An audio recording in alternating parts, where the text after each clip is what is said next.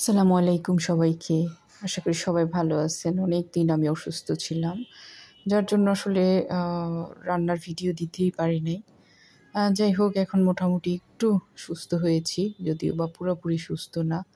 তারপরেও ভাবলাম একটা ভিডিও নিয়ে আসি, অনেক দিন হয়ে গেল। আজকে আমি রেসিপিটা দেখাবো গরুর জিহবা। এটার একদম A to Z কীভাবে প্রসেস করতে হবে, পরিষ্কার করতে হবে, সবই থাকবে এই ভিডিওতে। পুরো একটা গরুর জিহবা নিয়েছি। এই যে মূল যে জিহবাটা, সেটা পরিষ্কার করতে হলে প্রথমে একটু সিদ্ধ পানির মধ্যে, এরকম একদম বলক ওঠা সিদ্ধ পানির মধ্যে 10 মিনিটের মতো একটু ভিজিয়ে রাখতে হবে।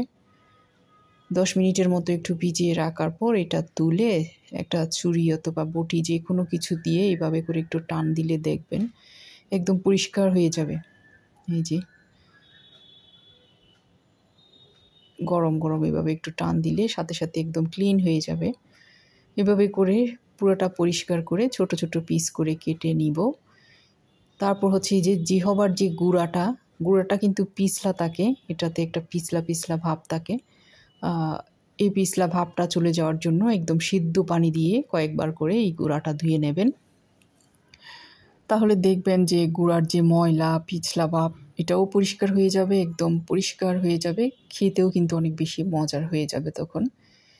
দেখেন আমি সিদ্ধ পানি দিয়ে এভাবে বেশ কয়েকবার নেড়ে চেড়ে একটু ধুয়ে নিচ্ছি। এরপরে চলে যাব সরাসরি রান্নাতে।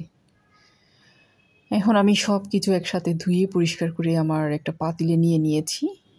এই পাতিলে আমি সব মশলা একসাথে দিয়ে দিব। প্রথমে আমি এখানে 1 কাপের মতো রসুনের কোয়া দিয়ে দিয়েছি, আপনারা চাইলে বাটা রসুনও দিতে পারেন। পেঁয়াজ দিয়েছি এখানে প্রায় 1 কাপের মতো পেঁয়াজ কুচি প্রথমে দিয়ে দিয়েছি। তারপর হলুদের গুঁড়া দিয়েছি 1 চা চামচ উঁচা করে। যেহেতু জিহবা এখানে একটু বেশি করে মশলা দিতে হয়, তাহলে বেশি মজা হয়। গরম মশলা দিয়েছি আমি এখানে প্রায় 2 টেবিল চামচের মতোই দিয়েছি আমি। আমার মশলার মধ্যে সব রকমের মশলা একসাথে গুঁড়া করা থাকে।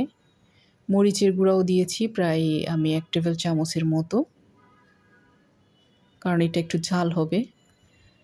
আর পুরো একটা জিহবা যেহেতু অনেক বেশি পরিমাণ আছে, এখানে লবণ দিয়েছি স্বাদ মতো। জিরা গুঁড়া দিয়েছি প্রায় 1 টেবিল চামচ।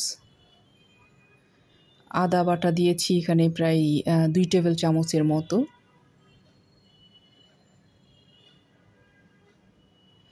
সয়াবিন তেল দিয়ে দিচ্ছি এখানে আমি প্রথমে হাফ কাপ দিয়েছি।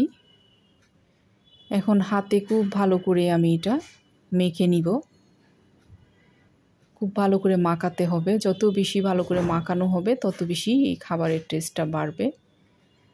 হাতে ভালো করে মেখে এখন আমি চুলার আগুনটা জ্বালাই দিছি। বেশ কিছু সময় এটা রান্না করব। এটা থেকে অনেক পানি বের হয়ে এসেছে, দেখতে পাচ্ছেন।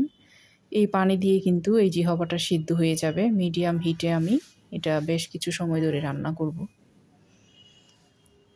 আর পানিটা যখন কমে আসবে তখন হচ্ছে এটা আরও কিছু প্রসেস আছে, সেটা আমি পরে দেখিয়ে দিব। নেড়ে চেড়ে দিয়ে আবার ঢাকনা দিয়ে দিয়েছি।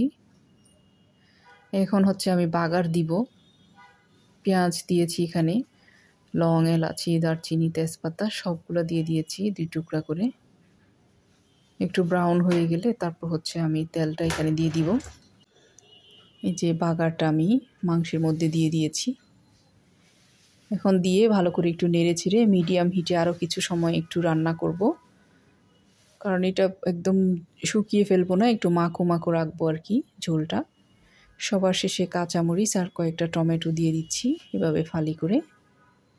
নেড়ে ছেড়ে এখন ঢাকনা দিয়ে দিব। ঝোলটাও টেনে আসবে, একদম মাখো মাখো হয়ে যাবে, আর খেতে এত বেশি মজার হয়েছিল। রেসিপি ভালো লাগলে লাইক কমেন্ট করে পাশে থাকবেন। আমি একটু এই পর্যায়ে লবণটাও চেক করে দেখতেছি, সব কিছু একদম পারফেক্ট। এখন জাস্ট নামিয়ে পরিবেশন করে নিব।